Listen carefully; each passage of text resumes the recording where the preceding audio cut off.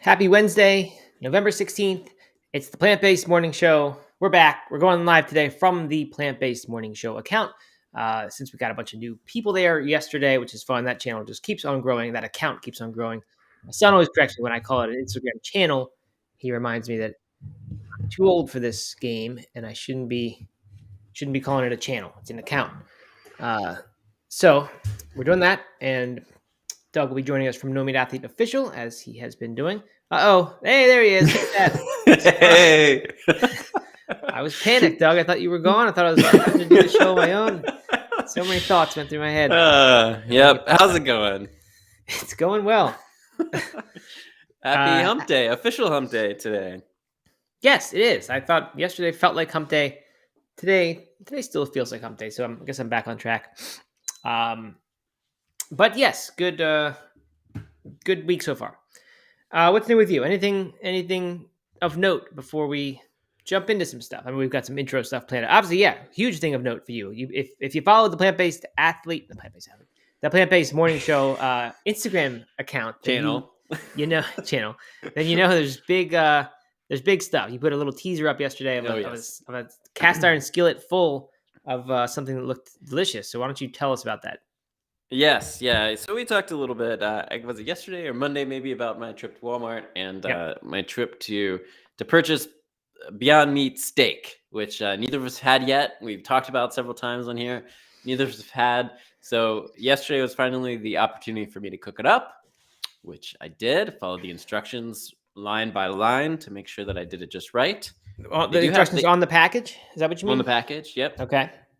They had two options. They had you could air fry it, which I don't have an air fryer, so I couldn't do that. Or you could cook it, saute it in a skillet. And so I chose that option. And I intentionally didn't. What I really wanted to do was put it in a taco or burrito or something with a bunch of different things. But I intentionally wanted to leave it off to its side. Have it be part of a meal on its own, so I could truly experience what Beyond Steak was all about. So we had a bunch of vegetables and couscous and then the Beyond Steak. Okay. Okay. You want the verdict? Are you ready? I'm ready. Yeah. I think it would have been better in a burrito. Okay. It was good. It was very good. The texture was on point. The flavor was nice. The aroma was really good. But it was kind of, I don't know, maybe I just didn't season it enough. I did season it as instructed. Right. I don't know. I think it would have been better if it was like mixed in with a bunch of other things. I found myself mixing it with the vegetables and the couscous and eating it like that, which, right. And instead of just like taking bites of it. And so I don't know. I don't know if that was a preference thing or what, but right. Better on a sandwich, maybe like a Philly cheesesteak or something would have been great. Right. Which is probably true of most regular beef steak tips as well, right? They're better with something or in something than just bites of them by themselves. But I guess what you're saying though is that if this were all in one, big piece, one whole cut or whatever they're calling it, that wouldn't be good enough. You're saying that wouldn't be as good as like a real steak. It wouldn't have been all that appeling to me. Yeah. Okay. And Steven asked if I was a steak fan or steak eater before I went vegetarian and vegan. And the answer is not really. I mean, I ate a lot of no, I didn't get like cuts of steak very much. So maybe it's just a personal preference thing. So I liked it and I would definitely buy it more. It did not blow me away to the point where I was like, oh my God, this is a total game changer for us. Right. Okay. That's it. I mean, I think that's in line with what I've read. I've seen a few people raving about it and saying how great it is in things like in subs and whatever. But I guess I had the sense that it's going to be a lot like the Gardein tips that currently exist. Is it better than those? It is better than those. Yeah. Because the texture is better? No shade on Gardein. The Gardein chunks are like bigger, like they're more cubed and and the texture is just kind of chewy and not super pleasant in my opinion. So it's much smaller. It's kind of like more shaved or like ripped or something. And and it's sauteed up really nicely, got kind of crispy, but also soft center. And so I liked the texture better. I thought this was a pretty significant improvement over the Gardein tips, which I really haven't gone back to at all. Good. All right. Well, good to know. Then I'm gonna give it a try soon enough, and I will definitely try it in something. I mean, I think, like I said, I don't think I've ever had beef or like little pieces of steak and just had them on their own. They're always mixed into something. When I Sure. had that beef and broccoli, or I actually don't know what else, cheesesteak. I mean, I can't think of many other times. Uh, so I think that makes sense. We'll have to. Well, you got to keep waiting for these whole cut, these juicy marbles, and other brands of whole cut steaks to come. And some of them are out, but maybe those will be better since they're designed to be that way. But still, good. I appreciate the on the scene reporting. Yeah. And And I do have another pack, and I'm gonna give it a different go with I don't know. I'm not entirely sure what yet, but I'm gonna put it in something, have it be like you're gonna put it in a burrito. That's what you're gonna do. yeah, that's true. I'm probably gonna put it in a burrito, yeah. Or maybe on pizza, like a barbecue pizza would be good or something like that. I don't know. Okay, maybe. Hmm. Don't know. All right. Well, let's say hi to people here. Mr. Jeffrey here says good morning. Alvia Baman says speak slowly, and then again, please speak slowly. So that's just a reminder, which is good. I've asked people to remind us of that, so thank you. Jody Shuck says happy Wednesday. Um, Aaron is here. My daughter's homesick again today, so she's I think watching Oh on no. Aaron's. No, she keeps throwing up. It's weird. Um, and my mom's here. Doug, my mom has some marketing suggestions for the show. She called me today Oh. with two urgent marketing suggestions. One of them is not to call the plant-based army or the plant house army the plant house army. She doesn't like the connotation of the war and with Uh-huh. all that's going on. Likes to keep I've the been show. wrestling with that too. I think that's good advice. Okay, good. And Personally, I like Corn Chip Nation, but whatever. We can still work on this a yeah, little well, bit. Plant House Army was never decided. I just said it once, and we thought it was funny, and then we just kept saying. And on Veterans Day, we actually said it's the first time we publicly unveiled that one in the channel. I thought, well, that's appropriate, kind of little Hmm. nod to the vets. And then she's also very afraid that that the show will lose all of its followers when I'm gone in 2 weeks. She's always throughout the history of No Man Athlete, my mom has been afraid that if you stop posting for a day or two, the followers will evaporate and they will stop.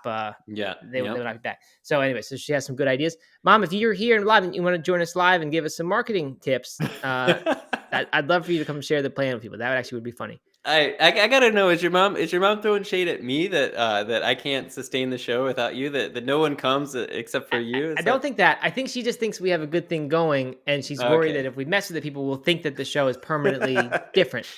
I'm not Okay, sure. all right. I can understand that. Yeah. She also sent me a great headline, which we'll get to later on today. So I thank her for that. All right. Are there more things here? Mr. Jeffrey has a vegan food truck where he lives, where they're putting the Beyond in a Philly cheesesteak. So that would be wonderful. I'd love to hear how that goes. Jeff, uh, Steven's got some news about Netherlands KFC. Netherlands just keeps getting good stuff. Now in their KFC, they have a veggie chicken burger and nuggets, apparently. Can't find out yet if they're vegan. So good stuff happening. Mr. Jeffrey wants my mom to be a guest host one day. Now that would be fun. That would be fun. That would be fun. I don't know for who, but that would be fun for somebody. All right, so let's see. We've had. I started watching Falling for Christmas yesterday, Doug. You mentioned Okay, it, and great. I thought I need to at least try it. Despite my house being, we don't really do the Christmas movies before Thanksgiving, but I figured I would just take a look since I would be away when the season turns into Christmas season. I couldn't get through 20-25 minutes of it. I hated it. It was terrible. You know what? When they lost me, as soon as they brought on her like influencer boyfriend guy, Oh yeah, just yeah, a yeah. completely unbelievable character. It's like as soon as I saw that, I was like, they're not making an attempt to like at least make this mostly real, except for maybe the crazy amnesia part. I'm fine when Uh-huh. movies like have like sci-fi movies where you relax one assumption about the universe and then everything else is normal and you get a good plot as a result. And I like Stranger Things for that reason too, until it just like to me the stupid term jumped the shark. It just went crazy with all the wacky stuff that was going on. I like when there's one thing that's sort of a little bit of a stretch. But so this crazy character, I was like, they're not making an attempt to make this seem like a real thing because this guy doesn't exist in the real world. He's just a crazy person. So I was pretty much out at that point. And my daughter finished it this morning. She said it was good, but I don't think I'm going to watch it. All right. So I'm a little surprised by this, just because of your love for the holiday movies. Because I mean, they're all like that, aren't they? I mean, they're all No, they're really unbelievable. not. They're not. You know what my favorite Netflix movie was last year? I think it was called. It was meant to be like Love Actually. That was a kind of a. I think it was called Love Hard. Right? Yeah, Love Hard. And the font looked like Love Actually. There was some lot of nods to Love Actually throughout it, and it was great. It was just real people. There wasn't anything crazy. It was about this girl who gets catfished by this guy, this teenager kid, and it just relatable stuff. There's a lot of times there's the magic. You have to believe in the Santa Claus bit or whatever, Right. but the characters are still normal, and there's just this one thing that is different. So I don't know. It just I don't like when they're too crazy like that. Okay. Holiday handcuffs, nothing far fetched. I mean, you have to believe that somehow this guy would be kidnapped for all this time and he wouldn't find some way to contact the outside world. But I don't know. I just couldn't. Okay. All right. I guess you're right about that. I guess. I mean, they're all pretty cheesy and unbelievable. I mean, and the Yes, characters are yes, all cheesy for sure. amplified a little bit. Yeah. Cheesy and it's all a little bit too. But it just seemed like they were doing a bit basically. Like it was just like a. Yeah. Yeah. Yeah. I don't know. Which So, they were. I mean, that character was amplified on many levels. right. And the fact that it was Lindsay Lohan again, so I just had this feeling that the whole thing was going to be kind of a joke. Like, look, we're making Mm, a movie with Lindsay Lohan, and it's a Christmas movie, and then everything's ridiculous. Which maybe it wasn't that, but the scene where she falls down the ski hill, the yeah. effects of that was awful. I mean, just atrociously. And I kind of thought again they were just kind of being funny about it. So anyway, not impressed with the first Netflix Christmas offering, but I'm glad they're doing it. I'm gonna keep trying. 'Cause I do love Christmas movies and hoping for some good ones. All right, so I'm gonna say this one little thing because if anyone watches it, I want them to think about this. My least favorite part of the whole movie was when they were doing the ski race at the very beginning, um, Hmm.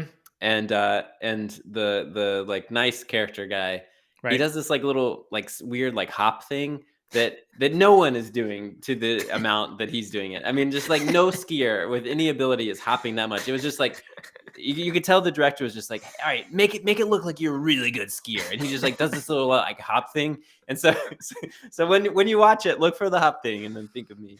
Uh, Like I do the hop thing now and then, like on moguls, you got to make a tight turn, and you yeah, can't but really. this wasn't on moguls. He was just like hopping around. Like I don't know. It's just Okay. it's Well, like you were the ski patrol guy, right? Or the ski I was instructor or ski something? instructor. Yeah. Okay. So you know. Uh-huh. Again, they just went too far. You know what? They tried to make that scene, not that scene, the fall down the hill scene. They tried to make it too much like the Christmas Vacation scene and failed Mm, miserably when he goes bolting down the hill in that sled. uh-huh. All right, it's a little early for us to be getting into all these Christmas movies yet. It is. It is. It definitely is.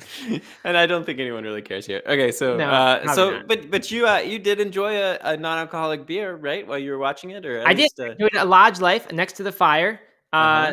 So that was cool, and it's my favorite beer yet of theirs. I have a couple more in my fridge, but it's like the Colada one, which I think has like tomato stuff and other things mixed in it. So I'm just not that interested in it.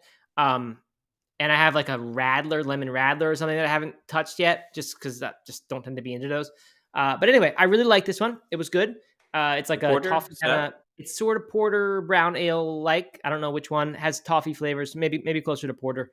But yeah, I really like the dark beer. The dark non-alcoholic beers, I think, to me, are better than the IPAs, except for that one, just the haze, the Sierra Nevada or Sam Yeah. Adams one. Mhm. Anyway, but someone, I don't have a name in front of me, left a comment on that post saying, I heard these non-alcoholic beers, a lot of them are higher in sugar, and that could it be that these are worse for you than regular beer? Uh, and this reminded me when I think early days of No Meat Athlete on Twitter or Facebook, I put out this question. I said, "What's worse for your health? Drinking a soda every night or a beer every night?"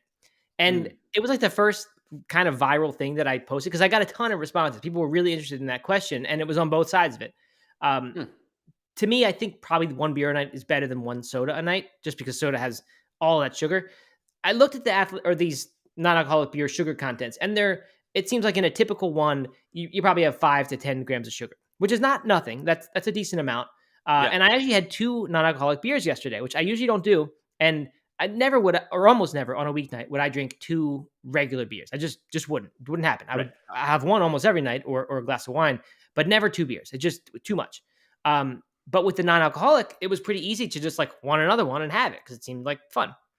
So I had one during the movie, and then I had another when I was playing FIFA with Holden at nighttime. Had a cracked open a alcohol non-alcoholic Just the Haze.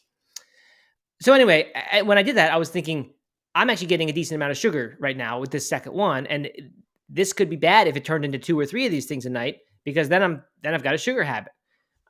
So I don't know. I looked more, and to me, there is a decent amount of carbohydrate in these beers, but it's not all sugar. A lot of it is from the grains. I don't know if it's starchy kind of compounds or something, but it's not sugar. It's still carbohydrate that probably doesn't do much for your body. But it's not alcohol. And I think it's easy to forget that not just does alcohol give you alcohol, and alcohol is associated with health issues long term, but alcohol is also calories. And alcohol, I think, whereas fat has 9 calories per gram and protein and carbohydrate have 4. People know that. Alcohol, I think, has 7 per gram. So it's like kind of a macronutrient in that way, in that it's different. And so it's high calorie, and your body will prioritize burning that over anything else. When the alcohol's in there, it works first to eliminate that. So it will disrupt, any kind of fat loss or anything else you're going for, and it makes it easy to put on weight. So I'm saying, and non-alcoholic beer far better for you than alcoholic beer, because to me, a little bit of sugar better than a decent amount of alcohol. A decent, yeah, especially a IPA with 7% or something. Yeah. How many calories are in these non-alcoholic beers? They're in like the 70 to 120 calorie per beer range. And your typical IPA is probably what, like 150? I think more like 200. I think 200. I think once the alcohol gets above 6%, it's pretty hard to keep them much under 200. Okay. Maybe a little under, but yeah, it's an interesting question though. I mean, I hadn't really thought about it, because if I'm not drinking beer or wine, typically I'm drinking like a sparkling water or something, or tea. If I'm trying to do something a little bit different, and those would have 0 calories or near 0 calories. And so you're kind of replacing it with something that truly is healthier. Yes. Healthy, and I think less addictive, which is also a huge thing. I get this mental mental block where I feel like I need that beer at the end of the day, even though, like I said, it might be just one. I have a feeling, I don't know. I have a feeling that same, like, just really got to have this one won't happen when there's not alcohol in it. But I could be wrong about that. It may be replacing that in my head and just become another thing I feel like I want. But whatever. Happy to trade that habit for a better one. Pretty soon you're going to be writing articles about, is non-alcoholic beer as addictive as tobacco? Yeah, right. Like they do with what was it they did that with? Oh, I think it's just processed. That's right. Yeah. Quick shout outs, Doug, here. My friend Casey, who's been doing a vegan challenge since we went out to dinner, I don't know, 10 days ago maybe. And he's stuck with his challenge, I heard, through even a wedding. So good job, Casey. Awesome. And my sister Christine joined. She's not always here, but I don't know if they're still here. That was before I started going off about beer. So who knows? Jackie with the Magic Hand says Athletic Brewing is having Black Friday sales through their app. So that's good. But I did hear from our ambassador, Helen, that you can't get Lodge Life right now. It's out of stock. There's Casey. He's there. Still going strong. Good. Awesome. So we did have a question here. Jody Shuck asks if we can talk quickly about Thanksgiving main dishes. Have you thought about your Thanksgiving? I guess you're going to be traveling, right? But we are going to do a Thanksgiving on this Friday before we leave, which we did one other time when we went. 2 of us went to Europe and missed Thanksgiving. It was actually a nice little event. It was Thanksgiving without all the hoopla and the work that goes into making Thanksgiving. We just got like the most quick stuff to do. I think we steamed some green beans, got one of those roasts from Whole Foods, some kind of stuffing from Whole Foods, gravy, which we may have made. I don't know, but simple thing. And it was really nice. It was good to have those foods without all the effort. Not that the effort's bad. That's part of the fun of Thanksgiving, is all the cooking. But so we'll probably do that. So Jody, we are going to cover, I have some Thanksgiving stuff I've been saving. We've got a Thanksgiving roasts article from Veg News. The Beat did a taste test of the different roasts. And then there's a Thanksgiving side. So we're going to have a Thanksgiving-ish episode. I'm thinking we will probably do that this Friday.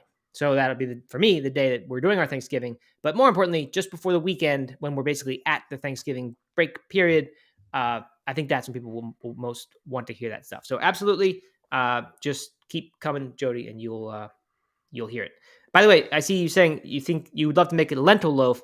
The Veg News article, if you want to go there now, they have, like, I don't know, they compare 10 of the ones you can buy, but then they also give 6 good recipes, they say, for different ones. So you can make them too. We just around the lentil loaf. No spoilers for Friday's episode, but we for many years did It's not lentil possible loaf. to spoil one of these shows. There's not enough drama in these shows to spoil anything, Doug. No, we good point. We for many years, for Thanksgiving and for Christmas, we did lentil loaves. We did the Oshi Glows lentil loaf, which I think was her first book, and had a lot of success with that. It is very, very good. Cool. Good. Yeah. I know you love the book, the Oshi Glows book. It's a Doug favorite. All right. So last thing to have shout out before we get in. A couple people, Rich and then another guy whose name I'm blanking on, began with an O, got in touch and they reminded me they are non-bot listeners of the podcast and they really like what we're doing. A lot of people have said they like the headline format. I said that maybe we were going to change this and not just cover headlines, so we can get into maybe more meaningful discussions. And people revolted. The Plant House Army, Plant, whatever people were calling this, revolted and said they like the headlines, makes them feel informed and whatever else. So they don't want to change it. Maybe they just don't like change and they're afraid of it. But my thinking is we should have a lengthy intro like we tend to do now. We always have intro topics. Cover, one thing in some depth where we actually go through an article perhaps or have a discussion, and then have a little headline section where we hit all the stuff so that you can still feel informed. But we don't need to talk forever about, whatever thing there is. So that's what we're going to just try. I do appreciate all the feedback people have given when we ask for it. So keep that up. Keep doing what we ask. That's a good thing. Eddie Rocco was another non-bot that gave us a tweet, actually tagged us in a tweet. I don't know if you saw good. That. I think I did see that. I think I saw that yesterday. Love non-bots. Thank you, non-bots. All right. So what we got today, this is so here's our sort of larger discussion, which is not that large. Veg News has the essential vegan guide to Starbucks holiday drinks. And I like the holiday season. I like the red cups. I don't tend to like Starbucks sugary drinks. It's just not that interesting to me. I love the Christmas blend coffee. They've even made the Christmas blonde espresso roast coffee, I think, at one point. I don't know if they're still doing that, but they've got a list now of the vegan drinks that you can get. None of them are vegan like by default, the way that their fall drink, which I think is still there, the apple crisp oat milk macchiato, which is number 3 on this Veg News list. That one is just by default comes with oat milk and all the syrups and drizzles and things, which you really need to reduce. Tell them you want half as much of it because it's just too much. That stuff's all vegan. So that's kind of cool that they have one that's vegan, but there's no like Christmas holiday drink that is vegan by default. So let's just cover a couple of these, Doug. They've got the sugar cookie almond milk latte, which they even say in their little review, it just sounds too sugary. I mean, it's called sugar cookie. Terrible. Right. Mm-hmm. But there's not that much sugar in it. There's sugar cookie flavored syrup and it's topped with sprinkles, but there's not whipped cream. It's the blonde espresso, steamed almond milk, which is unsweetened. And so I guess it comes, well, you know what, Doug? I'm not sure if it's vegan by default or not. I'm kind of confused because I thought they said maybe you need to specify almond milk. I think that's probably what it is. But anyway, that one, they're saying that's good and it's not as sweet as it sounds. So, I would maybe try that one. I'm not that interested in the sugar cookie thing. I think when I would get these things would be like if I was doing some Christmas shopping and I was going to a Starbucks in the wherever mall or the outlet place or whatever, I might get one then. A typical morning though, just not interested in all that stuff. No way. I honestly have no judgment for people who love these drinks because I have my vices, many of them. But this is just not appealing to me at all. None of these are. Honestly, they just sound way too sweet. You're not you talk all the time about snack foods, and I put together that little montage, which I quite like. Mm-hmm. But only I think 2 of those were sweet foods. You mentioned during Halloween, you talked about what Swedish were they? Fish, Swedish Fish, and the Swedish Sour Fish Patch Kids. Yeah, Swedish Fish and Sour Patch Kids. Yeah, 2 vegan Halloween treats. But you don't often get excited about desserts. I don't hear you talking about brownies. No, I don't. I mean, no. Mm-mm. Yeah, we have that in common. We're both not sweet tooth types. So not that good. Peppermint mocha is their next one, or hot chocolate. The Starbucks hot chocolate with non-dairy milk, which I've gotten before, that's always good. Peppermint, sounds a little more holiday-like. So I could kind of get into this. The mocha sauce is vegan. All you need to do is nix the whipped cream, swap the cow's milk for soy, oat, almond, or coconut, and pay the non-dairy milk upcharge. Womp womp, they say. And I don't have my sound machine ready. Man, I hate when I don't have the noises ready and there are opportunities to do it. There we go. I have this is my sound machine, this computer. So I have it's a clunky old thing. It's not good. I need a little iPad that is dedicated. I just press a button on it. There you go. That's a professional sound machine. maybe Santa Claus will bring one. Maybe. All right. So then they got the apple crisp macchiato. I mentioned that one. Cinnamon dolce latte. I do remember hearing about this in the old days. I think. Just got to swap in non-dairy milk, ask for no whipped cream or no cinnamon dolce topping. So I guess you still get some spices in the syrup or whatever. And then finally, hazelnut latte, number 5. This beverage all about customization. So I mean, I don't know. I'm not going to remember what to customize or anything. So I'm not going to even do that one. And they've got a bunch more. It's just Irish cream cold brew, and then they tell you to put a little nip of Bailey's in it if you want, which is like I don't know how you're going to do that. I mean, I guess you bring take it home. Yeah, right. So we go to Starbucks, get a drink. Pull out the little flask. Right. Okay. So is Bailey's? Oh, Bailey's all made or whatever. Yeah, the kind you brought me for my party that one day. Yep. I'll never forget that. All right. Because it's still in your cabinet because you haven't drinking it. No, I've had some sips of it. And it started a liquor cabinet. I had no liquor collection until I had. Oh, there you go. Awesome. I had some of those non-alcoholic terrible things, whatever someone sent us for the podcast. Ritual. I hated those. Oh, I we plowed through those. The gin and tonic and the tequila, not the whiskey one. But. Yeah, that was during COVID, I think, right? Because I remember having some late night poker games, and I was pouring non-alcoholic gin and tonics for myself, and pretending they were good, and they were not good. It's not into that at all. All right, so moving on. CNN's got a plant milk article. Hold on. Before we move on from Starbucks here, right. I got some. I'm just feeling some beef with Starbucks today. Oh yeah. Okay. Yeah. A downward facing Doug.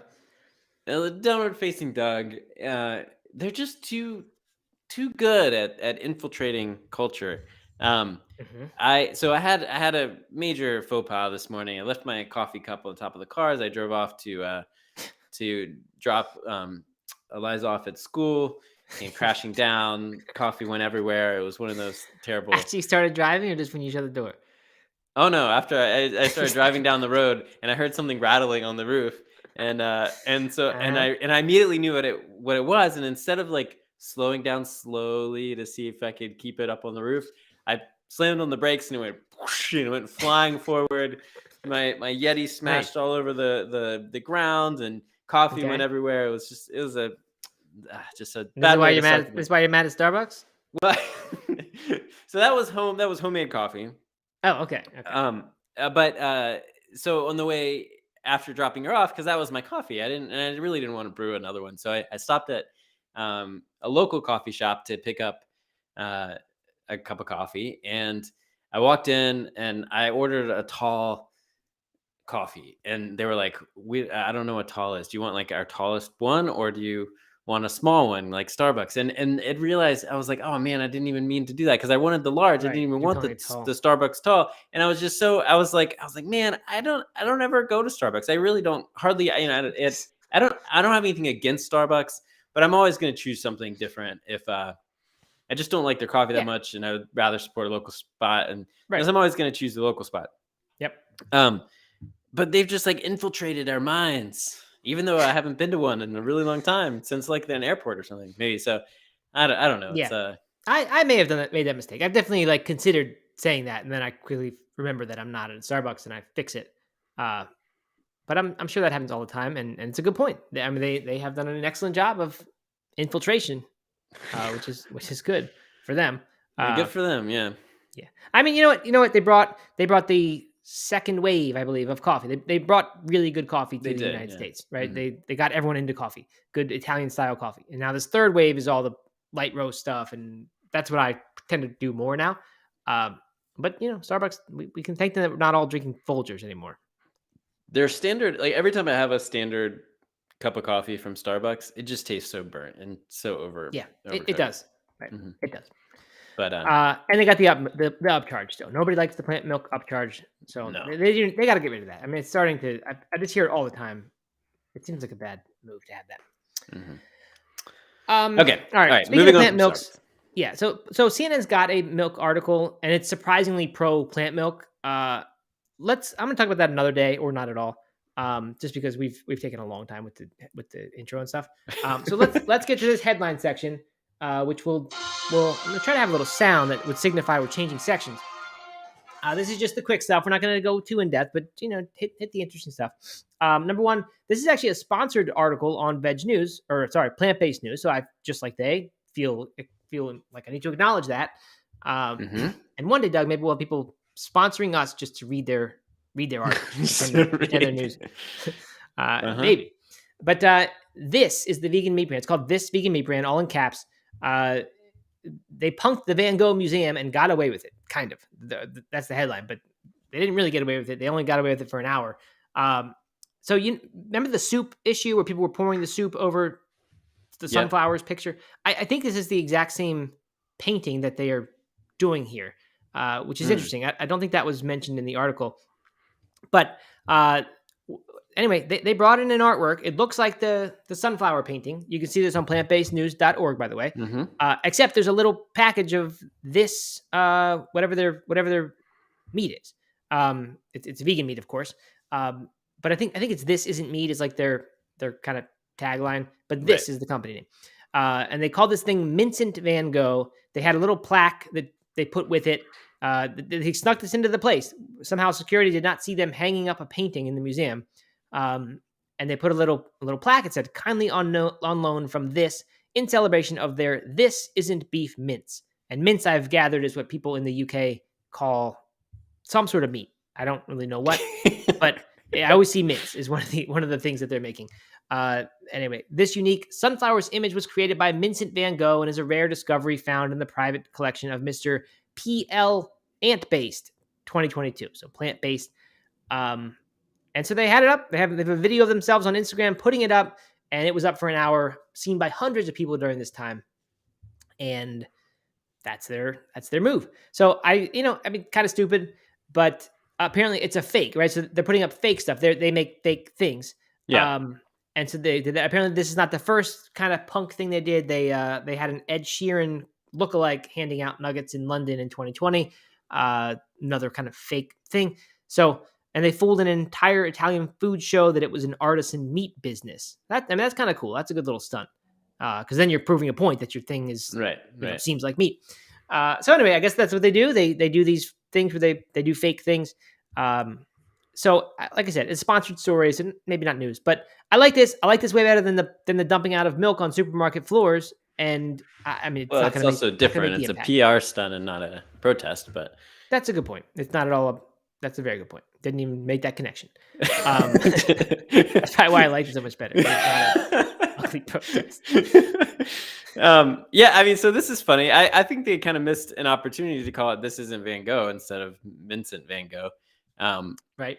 But because I like the idea of like putting something that looks like it and feels like it and wants to be it, but you can't really tell the difference. I thought it was a clever marketing stunt. I thought it was nice. I kept thinking about like, do I want people to be doing this in museums everywhere? No, I don't want brands to be.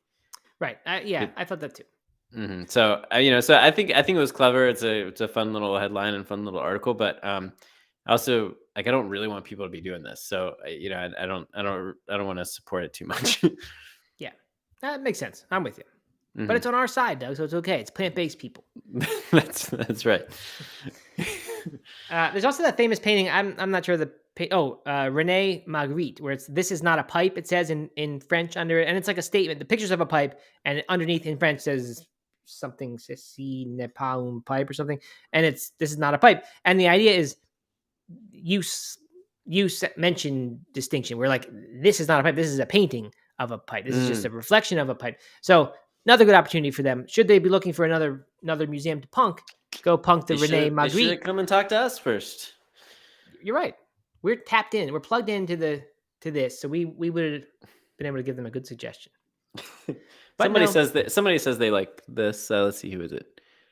Born and raised Pacific Born and Northwest. raised- I've never even heard of it. So, but if she's in the PNW, then it should be in the United States. Have you heard of it? I saw PNW the other day on somebody's name. It might have even been hers, but I don't know. Oh no. Have you heard of the company? Yeah, yes, I've heard. Okay, so I thought she was saying we love this, like the stunt, but I think she's saying this. No, yes, I've heard of it in the news. In these plant-based news, often covers it. Right, but you haven't seen it. You haven't seen it or tried it. Oh no, I think it's strictly in UK or Europe, maybe. Oh, but well, okay. What I was saying was, if she's in the PNW, which is Pacific Northwest, then how's she getting it? then how's she getting it? What you're saying? Yeah. Okay, good question. Don't know. You can tell us that. Born and raised PNW. She's been here a few times recently, though, so I appreciate that. Yeah. All right. Mr. Jeffrey says there was a couple that threw maple syrup on a painting for climate protest. So embarrassingly Canadian, as if there wasn't enough to make fun of us about. Yeah, that is funny that it's maple syrup. Maple syrup seems like it might do more damage even than soup on a painting.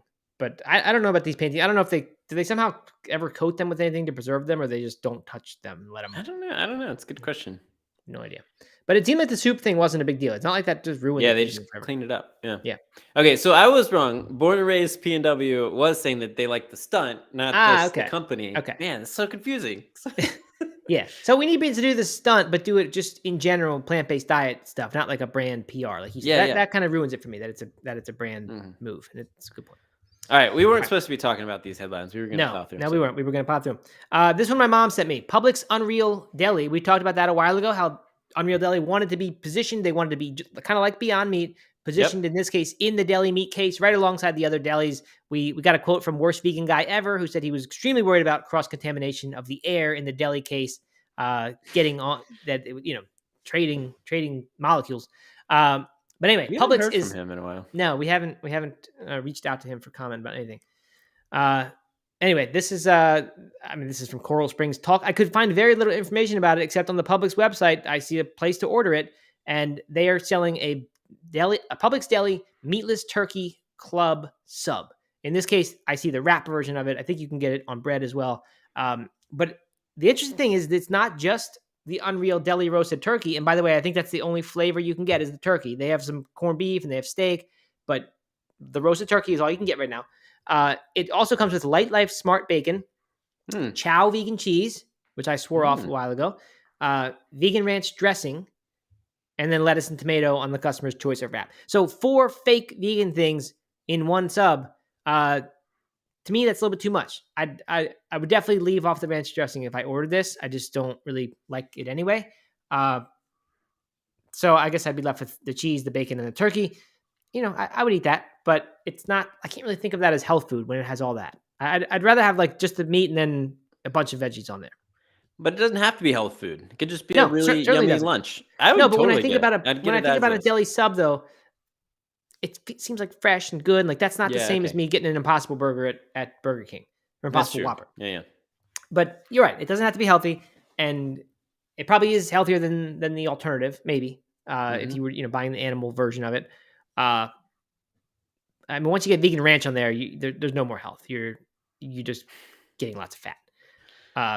So anyway, it's cool though. I think it's been a long time since I got like a deli sandwich at a place because you can get veggie sandwiches like at Subway, and it's okay. It's always just kind of leaves you wanting more. But if I was shopping at Publix, I would definitely go there and get a half sandwich or a wrap or something and try this. I'd be into that. Totally, I think it's awesome. By the way, but I wouldn't get a half because a half is $6.29 and a full is $8.99. You might as well go. Okay. Get the whole and then save it. Just bring the whole thing. Bring the other half home or something. Eat it tomorrow.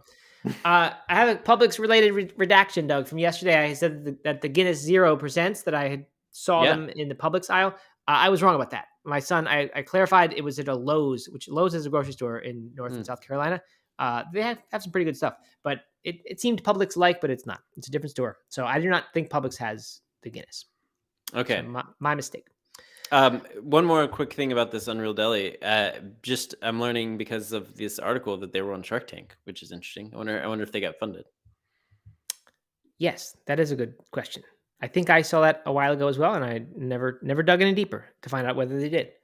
I bet they did. Those guys seem to like, and girls, they seem to like the plant-based meat stuff because Mark Cuban is into vegan meats, I believe. Okay. Anyway, all right, moving on. Yesterday we spent the whole episode basically talking about cultivated meat, which is the cell based, the growing meat cells in a lab begins with stem cells, and then they replace the bovine, what's it called? Bovine fetal serum. I don't know. They replaced that with some sort of non-animal version, so it's even more animal friendly than it used to be. But anyway, we mentioned the idea of hybrid things, and apparently, I mean, this was surely we did not predict this one. The writing was on the wall in the articles we were reading. It said this stuff was coming. This is from vegeconomist.com. World's first hybrid cultivated meat innovation center coming in 2023. So the Dutch cultivated meat company, again, Netherlands, Meatable, announces a partnership with Singaporean, and we know Singapore is the hotspot for this stuff.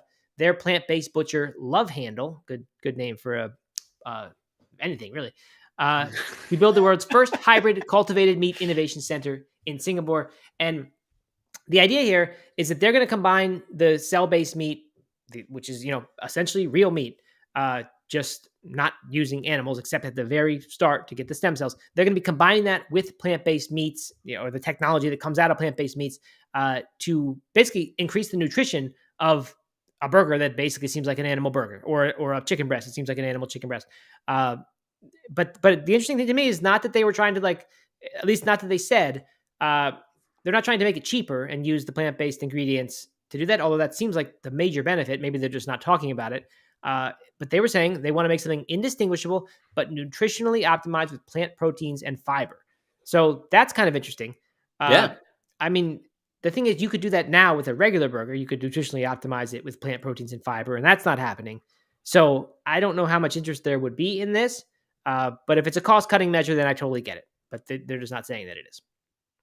I think it's cool. I think it's the first step in this this kind of combined hybrid foods, and I don't know who's going to want it, right? Because we were talking about yesterday, the cellular meat or the cultivated meat isn't necessarily appealing to vegans and vegetarians. So right, would this be? I don't know, but I think it's a cool idea. So yeah, definitely. Speaking of who's going to eat it and who's going to want it, there's another survey out, the Farm Forward survey, and they found that 2/3 of Americans are willing to eat cultivated meat, which is a really high number. And then they follow it, 58% are open to consuming plant-based proteins. So more people are willing to have the lab-grown Frankenstein craziness than they are beans, soy protein made into a burger, which is crazy to me.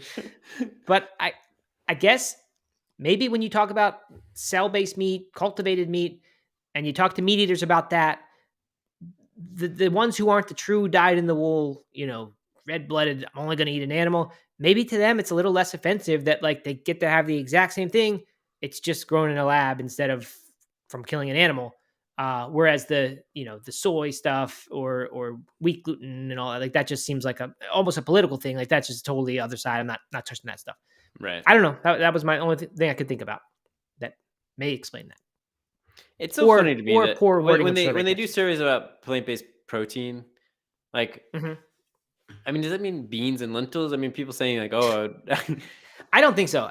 To me, when people say plant-based protein now, they mean Beyond Meat and these high-tech things. It's strange. I mean, I wish it still meant what it used to 5 years ago when it was beans, but it seems like it's not. That would be funny if only 58% were open to consuming beans.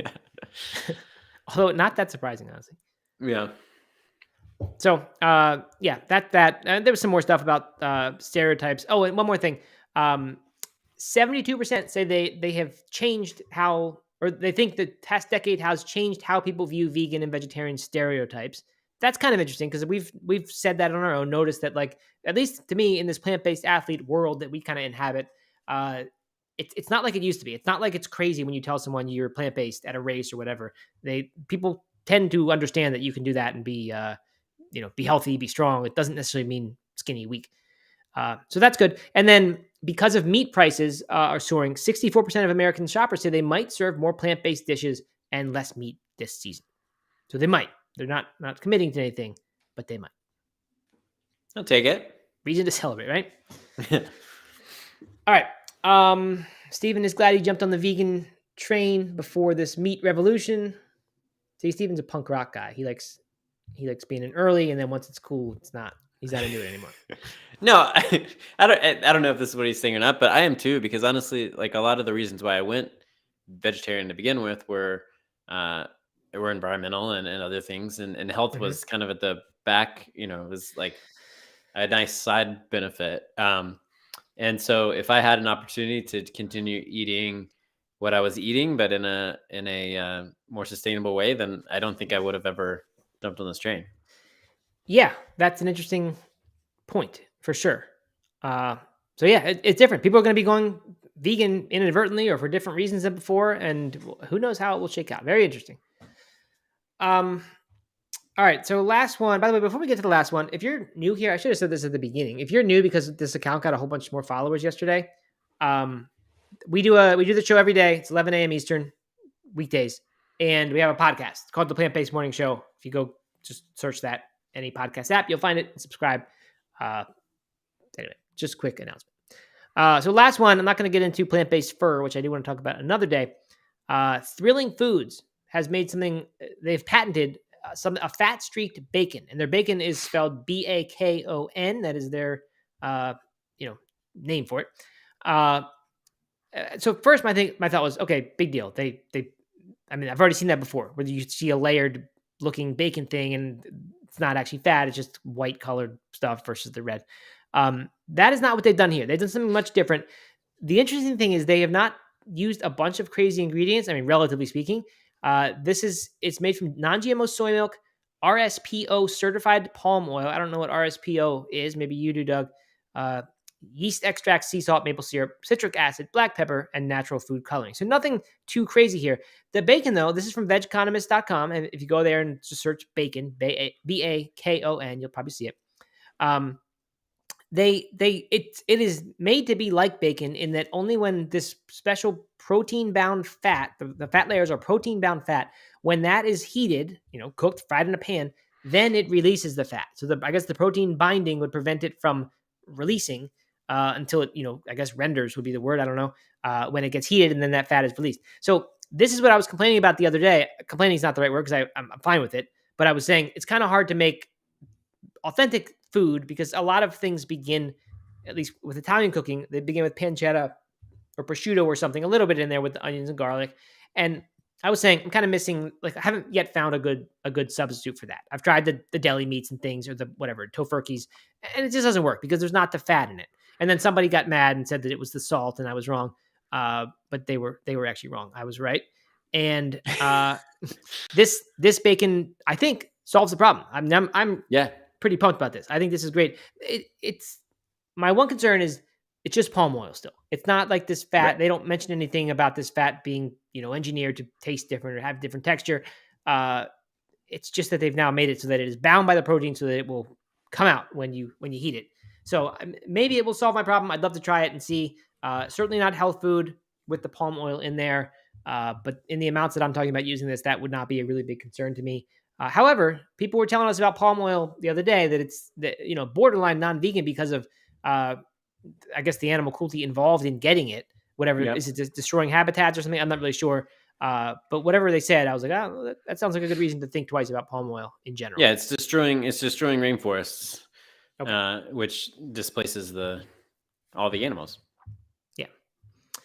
So anyway, so that's the story there. I mean, it's interesting. I don't know. I think I said, yeah, Thrilling Foods is the name, and it sounds like it is here. They're I don't know, but I think you can order it now even. So Yeah, you I'm gonna can. have to I just looked it up. You can order it online. I want to see if you could where it was sold.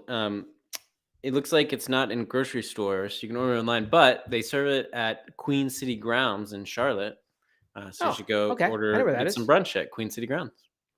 Then that'd be a way of trying it. I know where that Yeah. is. Cool. By the way, this is cured. They also cure this meat, which I remember that's one of the health issues with these processed meats is the curing is one of the bad parts of it. I don't know exactly Ah. what goes on in curing. I think they usually just salt cure stuff, but for some reason that seemed to enhance the kind of cancer-causing capacity of some of these processed meats. So hopefully it's a little different when it's animal or non-animal products in there. I don't know for sure, and time will tell, I guess. Yeah. The Whole Health Experience tells us I've been thinking about avocado oil infused with liquid smoke. or smoked paprika. Little nod to Doug and his culinary lack of adventurousness.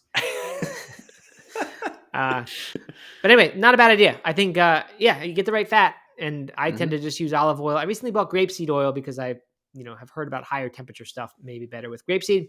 But I haven't done much with the different flavors of oils and things, so I should try that. I don't mean flavors. I mean different oils that will have some different flavors. Yeah. All right.